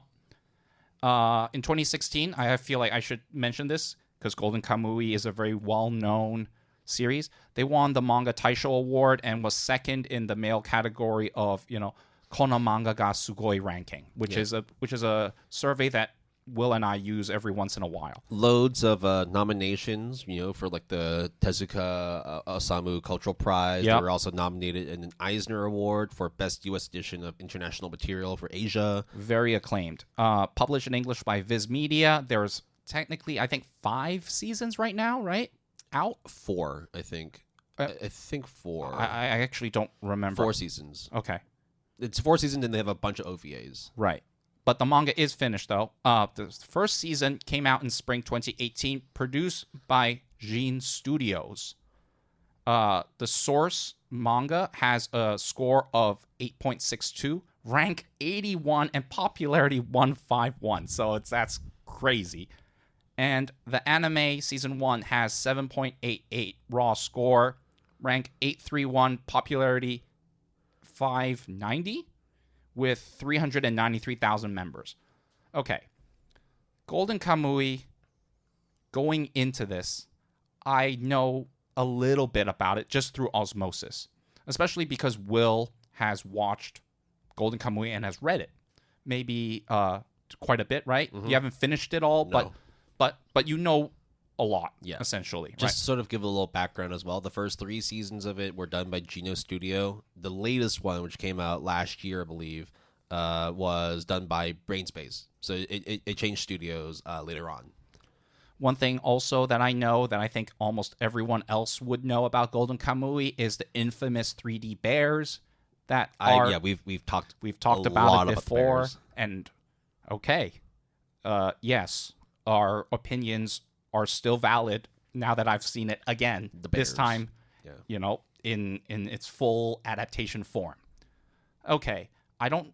do we need to really go over the storyline? I don't think you need to, just because like it's been that well known. Let's just say it's been that long, right? Let's just say there's been like a fallout from like a war, and then you have prisoners. It's like 1900s. Yeah. There's a Russia-Sino war, like a Russia-Japan war that's just ended. Sugimoto, who is a survivor as a veteran, essentially, right? Yep. And he is known for having the nickname Sugimoto the Immortal because he just survives everything. There's also some indigenous people called the Ainu people that there's a little girl that basically becomes like their like Sugimoto's like buddy kind of thing, like partners in crime kind of deal. And they try to, let's say, look for riches and venture around Sapporo, that type of area. And You remember the girl's name? Spira? A Sherpa. A Sherpa, sorry. Close enough. I mean, you anagrammed it basically. Yeah, well. But I think Ainu is actually like an actual tribe of people. They are indigenous people in Japan. Yeah. And they had like consultants that were, given like advised from the mangaka as well as the anime and stuff I mean, like the that. portrayal of it was like accurate as fuck, to the point where they actually have a exhibit. They had an exhibit for a Sherpa in like a British museum not too long ago. So like they definitely, the British Museum in London used the images. It's called like the a City Sherpa. Exhibition or Yeah, something. The City Expedition manga, which ran in 2019. So they definitely like did the best and did the right justice to be able to portray that group of people, to at least have some sort of exhibit to promote this particular culture. I mean, like an official London museum giving a nod of acknowledgement is a big deal. Yep. So with obviously all the awards that Golden Kamuy has. So many nominations and all that. Yeah. But let's not talk about that shit. Let's talk about the actual first season. Okay. So, one thing that I realized about Golden Kamuy is it is a lot more Bear Grylls than I thought. Mm-hmm. I initially thought it's very action-packed, and it technically is very action-packed, but it's also in a way very deliberate and slow pace. Yeah. Because it's not like, they're laser shooting and the mechs and everyone's moving at light speed. This is literally like, we're in a forest and I only have one bullet and you have a knife, I guess, and I need to figure out what we're going to do. Or, hey, for the 5th time, hypothermia is a thing, guys. That kind of thing. Or we need to eat food. And then they spent an absurd amount of time, hina, on just making kind of very enticing food, but within the same breath mention like, oh yeah, bro, internal organs are dope. Yep. Don't waste stuff, which, to be fair, you shouldn't. And hunting, I mean, when you're legitimately like in a fight for survival, right? Nothing goes to waste. Yeah. Right. If you're gonna, if you're going to hunt for your food, you're gonna also respect the hunt and also consume everything as possible. Right. You eat all the food that the animal has provided. You use the hide and the fur to be able to create clothing, or at least use it in some way. So nothing actually goes to waste. Oh, and by the way, did I forget to mention it is fucking winter time in the 1900s in Japan, at least where season 1 takes place. And one thing I would it's constantly cold. Yeah, one thing I will give it props is that the time in terms of time elapsed throughout season 1 at least, because that's all I can speak for, is almost happening in real time. Yeah. Like there was no time skips really, because it's almost like happening in sequence. Yep. And the other thing also is, yes, I know it is very historically based, but sometimes there's just suspension of disbelief that like, oh wow, they get fucked up pretty bad. Yep. Violence and like, when people get injured, we're so used to anime where it's just like, oh yeah, like plot armor or like, and technically, Sugimoto the Invincible has plot armor, right? But it's kind of crazy when you think about like, yo, this person might not be okay. Yeah. Or, yo, that person definitely is not okay. And I wasn't expecting that. Like, there's not a whole lot of, like, hardcore plot armor in this. Yes, more often than not, the characters get through what they need to, but it's not without, like, a lot of hustle and a lot of fucked up shit going on. Or, they don't come out, like, unscathed, right? Like, there's consequences. A lot of misfortune, yeah. And, like, we're talking like really hardcore violence, not obviously like blood fountain level, but like eyes, ears. Yeah. Like at one point, I think someone's face got torn off, and it was kind of like it's not played for laughs. It wasn't done in a way that makes you like think of Elfen Lied, for example. No, but it was done in a way that almost makes it so brutal because it's like it's all, you know what I mean? It's like raw. It's like visceral. I don't want to use like buzzwords. I mean, right? a lot of times whenever like if you ever have seen like pictures of like war, it's not like, oh, everyone is just like running and shooting each other, blowing shit up. A lot of times the photos you see are like the fallouts, right? The people who like when you see like wounded soldiers coming back from a battlefield, when you see paramedics trying to resuscitate somebody that's like down on the ground in the middle of the field, or you just see the people who are like shell shocked, people who are like a lot of times like superficial injuries, like you said, missing an ear and missing a digit. Well, it's not superficial, but it's like on a superficial level, not right? not like blown out guts. Yeah, and, exactly. Like disembowelment. But although those do happen, they do happen. But it's like whenever you see like someone that's missing a digit from their hand, like missing a finger, or you see someone that has like their eardrums have been blown out because they've been too close to like a shell. Those kinds of things, like those are like the effects of war. And a lot of times when you're saying it's very visceral and brutal, that's what the nature of war is. A lot of them are like legitimately just trying to survive, and it's not like if I don't kill you, you kill me, that kind of thing. Don't forget, this is from a magazine that is seinen is their main demographic, right? Yep. So of course, in terms of more mature themes, historical, more adult violence and all that was expected. What I was not expecting, though, was almost the polar opposite of it in terms of how immature it is. Mm-hmm. And I have some screenshots on my phone that I'm just going to recite. It doesn't really have a spoiler, and out of context, some of them sound really bad, okay? My father was good with his hands, which made him popular with the girls. If you find a female bear, R-word it. Okay? My hunter's soul is getting a boner. Like, my boner's going out of control.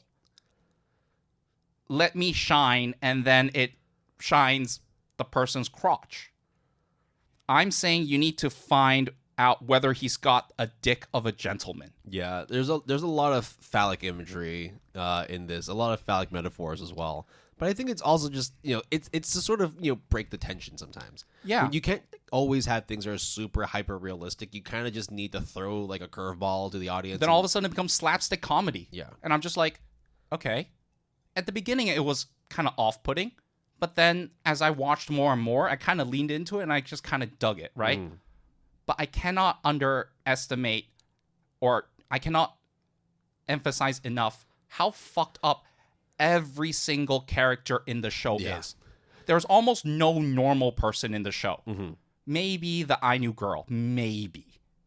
She's like the more level-headed one, but even she is like capable of fucking shit up. But everyone else, 100% fucked up. Deranged, for sure. Like it's like the most messed up, eclectic group of characters I've met in an anime in a while. Also, there's a plot, I guess, with treasure and tattoos that kind of doesn't make sense if you think about it, and also is like, how's that gonna work? It's really weird show. And I think one of the things about this is that it reminds me of Undead Unluck, in that what I'm seeing on screen versus its maturity level at times, okay? Yeah. Granted, at times. Not saying that the two are comparable, but it just reminds me every once in a while, just be like... I mean, when you have that sexual comedy, toilet humor kind of thing, right? Yeah. Like, why do you have to censor out poop all of a sudden? Like, literally, like, pixelated censor. It's just, like, very weird out of nowhere. Or, like, my boner's out of control, out of nowhere. Yeah. You just say that. It's like, okay.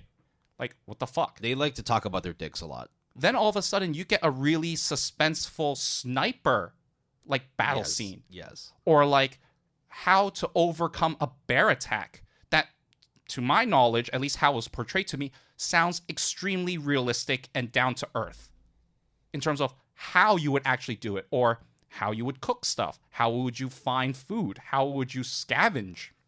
And it's like, it's almost like Yuru Camp level of like knowledge in terms of survival. It's like Bear Grylls, essentially. Yeah. And I don't know how to feel about the show, to be honest. Other than I gave it a 7 in the end.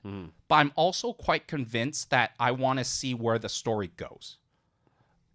But I am not like super, super convinced. Like, I'm not like edge of my seat. I want to consume season 2, 3, 4 or read the manga because I know it's over.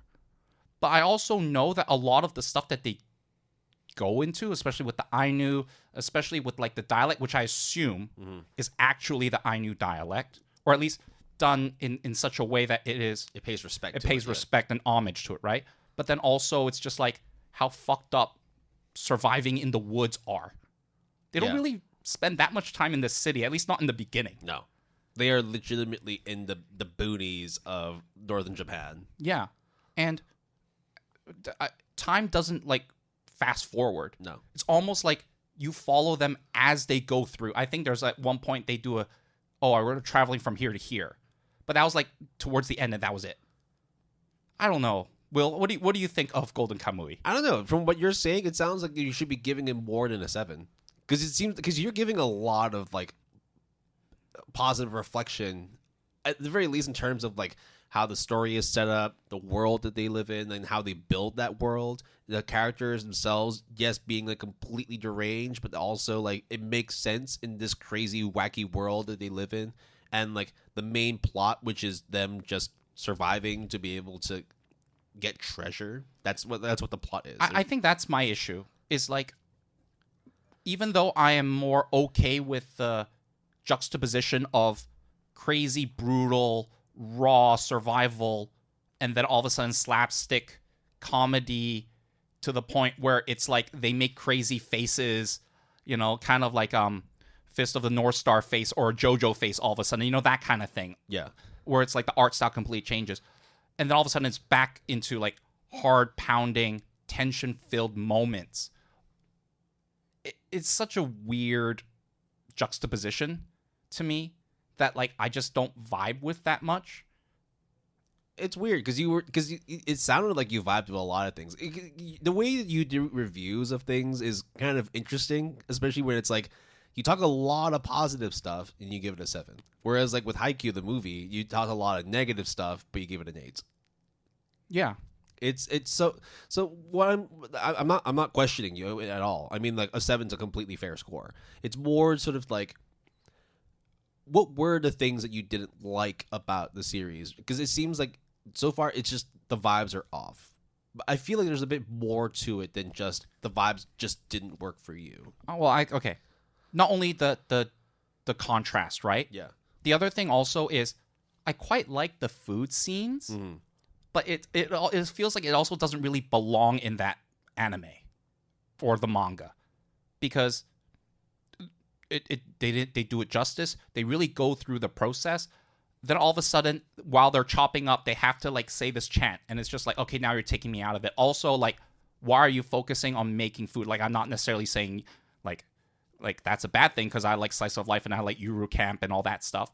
But all of a sudden, it's like, I kind of want you to go back on the trail and focus on the main story. Also, I think the main story is kind of stupid in terms of plot holes. Yeah. And I know that's not necessarily like the point of it, right? I understand. And we live in a medium where weird shit happens, because that's fucking anime, manga, light novels. That's just the way it is. Yeah. I think it's just in the same way that you did your review of the Haikyuu movie. You're putting a lot of emphasis, a lot of fixation on how certain things need to work out in terms of like meeting a certain expectation, or like, if this is what you're setting yourself out to do in the first place, then you should see it through from beginning to end. I mean, similar with Haikyuu, right? When there's something that I like, that I technically give a higher score, but I like, say a lot of criticism, is because those things stand out. And then I guess this with Golden Kamuy is the inverse, where there was a lot of stuff I didn't really vibe with, but the things that I really like about Golden Kamuy, I really like about Golden Kamuy. Yeah, this is kind of similar to how you were going through when you were talking about Stardust Crusaders. Yeah. It's very... In fact, it reminds me of, like, Fist of the North Star. It's actually very, very similar to how you were talking about, like, the early seasons of JoJo, and then, like, when you go to the latter half, you're like, okay, I'm a changed man. Yeah, I mean, again, it could be that case. Like, I don't know. Yeah. And there's a lot of evidence, like the awards, the following that it had, that leads me to believe that it will pay off, right? Yeah. And also, I wasn't that put off by the bear, but I think because I was mentally prepared. Yeah. Because I've told you so many times, right, about, like, and I saw we watched like a 30-second clip on YouTube, and I was just like, yeah, that's pretty bad bears, bro. But I don't know, man. Like, it's harsh winter, harsh setting with characters that are harsh, and it is just really uncomfortable in terms of how fucked up everything is. But that's the point. Survival is not meant to be comfortable. So therefore, then you have, like, juxtaposed scenes of them making a nice meal, having them, taking the piss out of each other by talking about each other's dicks and whatnot. And it just feels weird at that point. It's that sort of, like, extreme opposite of the situation that they're in.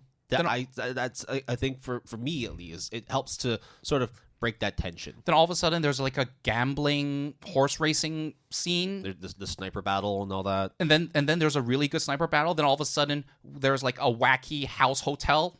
Yeah. I'll just leave it at that. And then it's just like, okay, we're just all going to be okay with that. And then it's just like, then all of a sudden it's like, you think about hypothermia and really fucked up in terms of they go through the symptoms of hypothermia and they experience it. And I'm just like, it's kind of played for laughs, but when I think about it, it's like, no, dude, that's really fucked up. Yeah. And they do, it's like moments of crazy good 9-10 moments. Then all of a sudden it's like, oh yeah, I guess Miso does look like poo, I guess. Ha ha ha ha ha. And I'm just like, that's a 6 moment.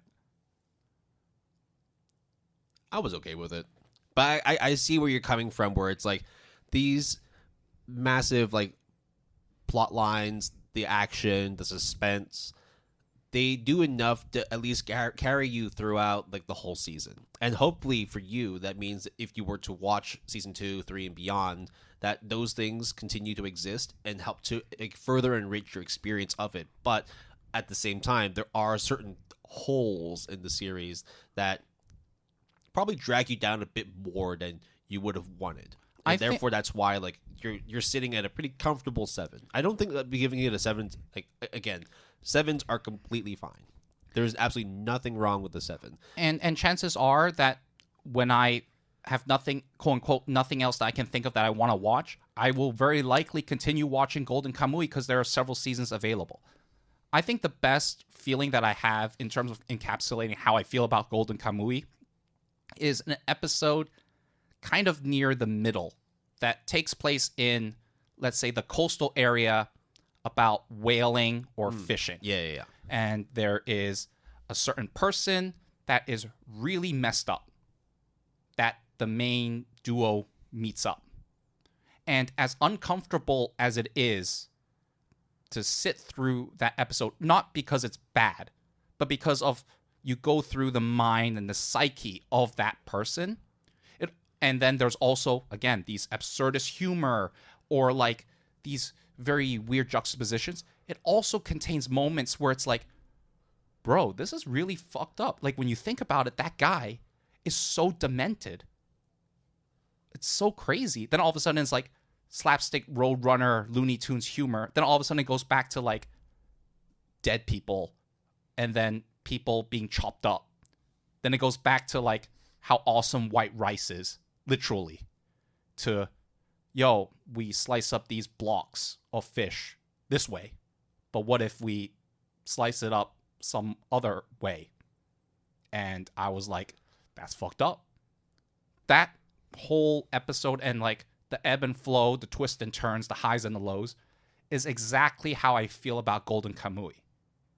And I think actually at the end of the day, to have that level of emotional response from me really says a lot about how good Golden Kamuy is in general. Yeah.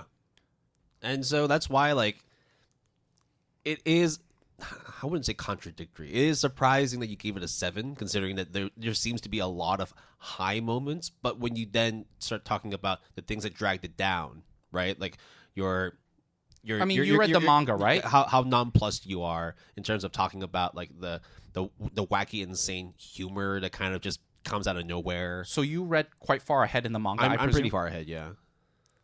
Minus that controversial thing that they excluded for the anime, which I agree with, and we won't spoil it. You can Google it because that's very easy to find out. In terms of how I feel about the tone and then how it switches to like a food kind of survival show versus like it definitely crazy, sane, and violence. It definitely gets a bit more violent and serious as the series goes on. I see. So it's just like how it starts off, I guess. I mean, like you can kind of treat like those bits of comedy as like icebreakers. It's ways for you like to a rest, exactly, a pit stop, right? Like because if you were to just continuously ramp up like the tension all the way through, like you would just feel very uncomfortable reading or watching along the way. But I kind of feel like that's where it shines the best. It's hard. It's a hard balancing act. I agree. Like I think like if they were just to lean in a bit more on like the serious shit and not talk about their dicks so often, then hey, maybe like you might be a bit more responsive to it. But you know, you're presented with what they've given you for season 1, and therefore that's what you're giving back, right? Like you observed the good, the bad, the highs and the lows, and so therefore I think like what you have said is actually a very, very fair assessment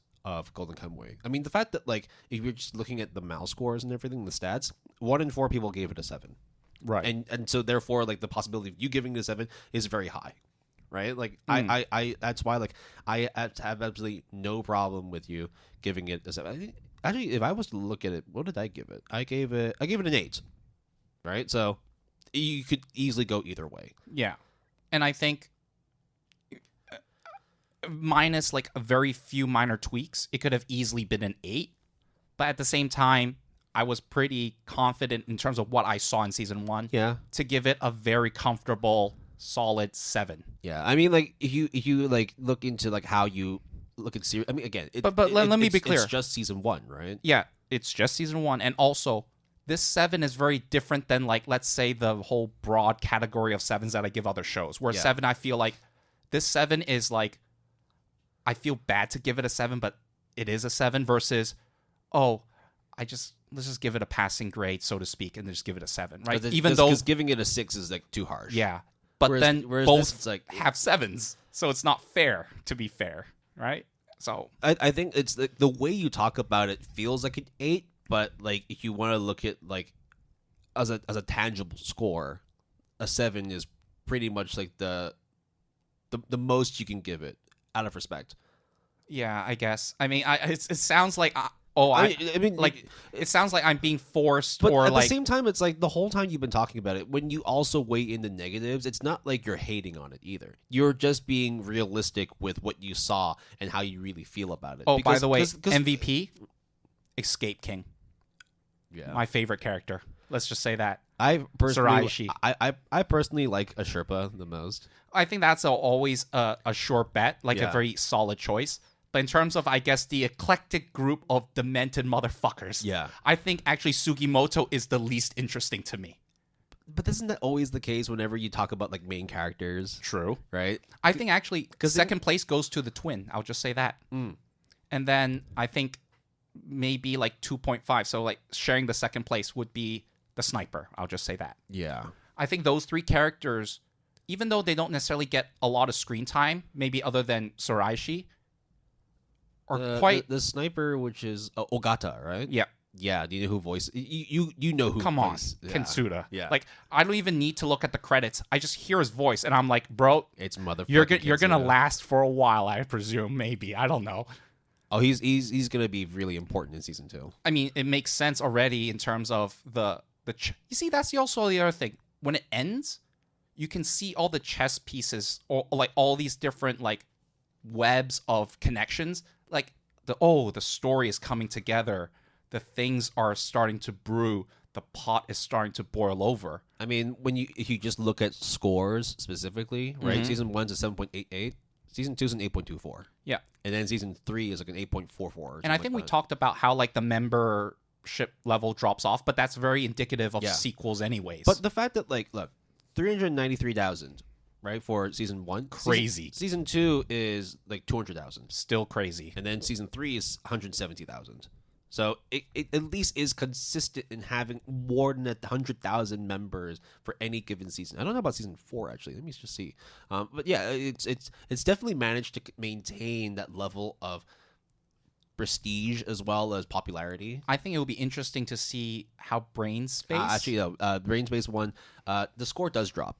It goes goes from I was interested. It goes to from know. an 8.44 to an 8.11, and then the membership is actually like half. It's like it goes from 170,000 for season 3 to Is it only, because it was a while, like a long gap? Maybe. I don't remember, to be honest. So this one came out like in 2022, the fourth season done by Brain Space, and then the third season was it's like 2 years.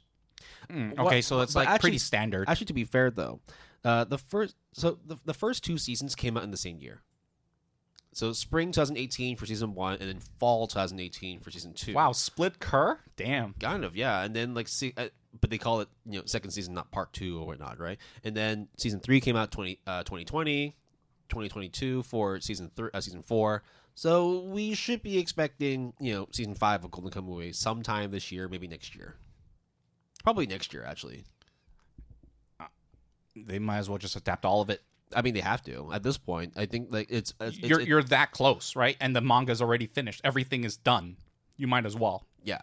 So you're gonna expect to see more Golden Kamuy stuff come out. I mean, like overall, it has 31 volumes, so that's roughly 7, maybe 7 seasons. You see, the thing is, again, I don't know, is how can you carry that for so long and have it be good?